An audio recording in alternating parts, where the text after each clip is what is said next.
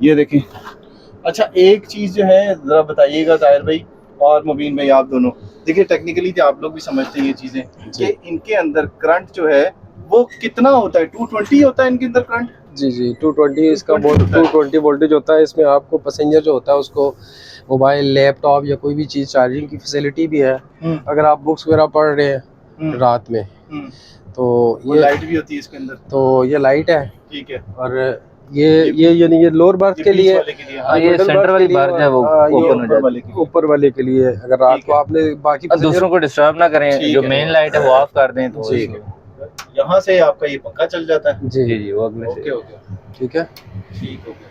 और ये इसकी कॉल नॉब है, जी किसी को बुलाना है तो वो जी जो साथ स्टार चल रहा है, अगर कोई आपके इसमें इशू आता है तो आप उसको कॉल कर सकते हैं, तो फिर आके आपको अटेंड कर दूसरा ये है तार भी थोड़ा सा, ये इसका ये देखिए ये इसका शीशा भी लगा हुआ है। जी मतलब ये अंदर से लॉक हो जाता है। ये 6 का कैबिन है। अगर आपकी फैमिली है, आपने पूरी ये 6 बर्थें अगर बुक करवाई हैं तो आप इसको लॉक करके आप मतलब ना कोई आपको डिस्टर्ब नहीं करेगा बाहर से। ठीक है।